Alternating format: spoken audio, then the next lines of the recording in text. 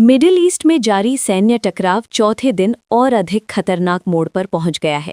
America, Israel और Iran के बीच सीधा संघर्ष अब केवल सीमित सैन्य कार्रवाई तक सीमित नहीं दिख रहा, बल्कि इसका असर समुद्री व्यापार, वैश्विक ऊर्जा आपूर्ति और अंतर्राष्ट्रीय कूटनीति तक फैल चुका है। इस पूरे संकट का सबसे बड़ा और निर्णायक पहलू है हुर्मुज़ जलडमरू मध्य को लेकर ईरान का कड़ा रुख। ईरान ने दावा किया है कि उसने इस रणनीतिक समुद्री मार्ग को बंद कर दिया है और चेतावनी दी है कि यदि कोई जहाज वहां से गुजरने की कोशिश करेगा तो उसे निशाना बनाया जा सकता है। ये बयान अपने आप में वैश्विक बाजारों को हिलाने के लिए काफ़ी था, क्योंकि दुनिया की कुल तेल आपूर्ति का लगभग 20% हिस्सा इसी मार्ग से गुजरता है। हुर्मुज़ जलडमरू मध्य फारस की खाड़ी को अरब सागर से जोड़ने वाला संकरा लेकिन अत्यंत महत्वपूर्ण समुद्री रास्ता है। सऊदी अरब, इराक, कुवैत, संयुक्त अरब अमीरात और कतर जैसे तेल उत्पादक देश अपनी ऊर्जा आपूर्ति का बड़ा हिस्सा इसी रास्ते से निर्यात करते हैं। यदि ये मार्ग बाधित होता है तो केवल खाड़ी देशों की अर्थव्यवस्था ही नहीं, बल्कि एशिया, यूरोप और अमेरिका तक इसका असर पड़ेगा। तेल और गैस की आपूर्ति में रुकावट का सीधा मतलब है कीमतों में उछाल, महंगाई में वृद्धि और आर्थिक अस्थिरता। ऊर्जा विशेषज्ञों के अनुसार यदि बंदी कुछ सप्ताह से अधिक जारी रहती है तो कच्चे तेल की कीमतें रिकॉर्ड स्तर तक पहुंच सकती हैं।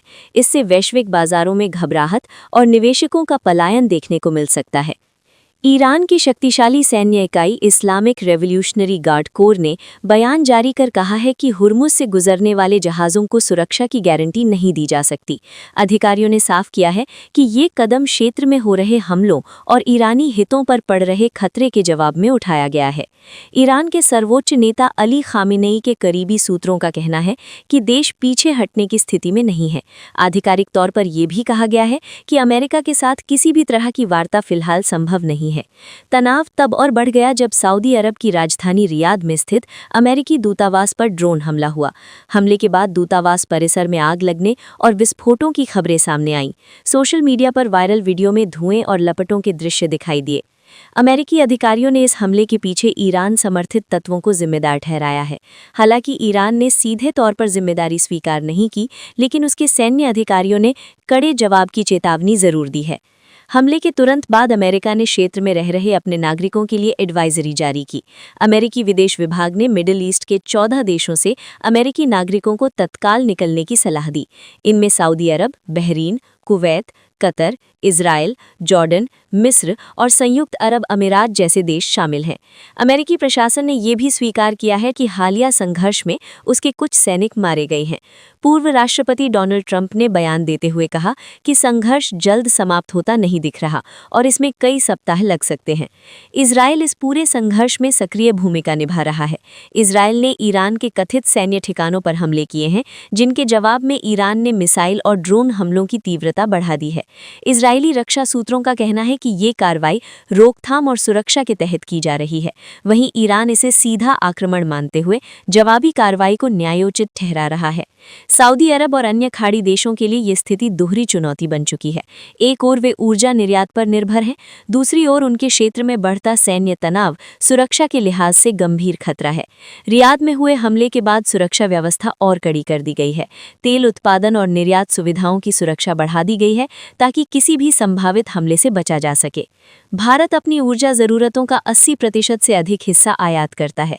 इसका बड़ा हिस्सा खाड़ी देशों से आता है और हुर्मुज़ जलडमरू मध्य के रास्ते ही पहुंचता है। यदि ये मार्ग लंबे समय तक बंद रहता है तो भारत को निम्नलिखित चुनौतियों का सामना करना पड़ सकता है। तेल की कीमतों में उछाल, पेट्रोल और डीजल महंगे होंगे, महंगाई में वृद्धि, परिवहन लागत बढ़ने से रोजमर्रा की वस्तुओं के दाम बढ़ सकते हैं, चालू खाते का घाटा, आयात बिल बढ़ने से आर्थिक संतुलन प्रभावित होगा। भारत के ईरान, सऊदी अरब और संयुक्त अरब अमीरात के साथ संतुलित संबंध हैं। ऐसे में भारत कूटनीतिक स्तर पर शांति और संवाद का समर्थन कर सकता है। संघर्ष की खबरों के साथ ही अंतर्राष्ट्रीय बाजारों में अस्थिरता बढ़ गई है। कच्चे तेल की कीमतों में तेजी देखी गई है। शेयर बाजारों में गिरावट और सुरक्षित निवेश विकल्पों की मांग बढ़ रही है। यूरोप और एशिया के कई देशों की ऊर्जा सुरक्षा इस मार्ग पर निर्भर है। यदि आपूर्ति बाधित होती है तो उत्पादन लागत बढ़ेगी और वैश्विक महंगाई पर दबाव आएगा। विश्लेषकों का मानना है कि यदि कूटनीतिक प्रयास विफल होते हैं तो ये संघर्ष व्यापक क्षेत्रीय युद्ध का रूप ले सकता है।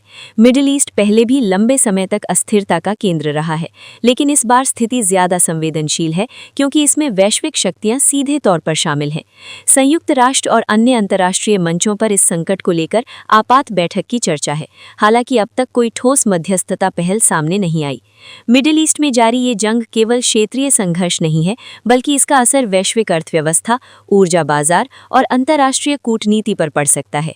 हुर्मुज़ जलडमरू मध्य की बंदी ने दुनिया को चिंता में डाल दिया है। ईरान, अमेरिका और इजराइल के बीच बढ़ता टकराव कब और कैसे समाप्त होगा, ये फिलहाल अनिश्चित है। यदि जल्द समाधान नहीं निकला तो ये संकट और गहराता जाएगा। दुनिया की निगाहें अब इस पर टिकी हैं कि क्या बातचीत का रास्ता खुलेगा या फिर युद्ध की आग और भड़क उठेगी। फिलहाल स्थिति बेहद नाजुक है और हर गुजरता दिन इस संकट को और जटिल बना रहा है।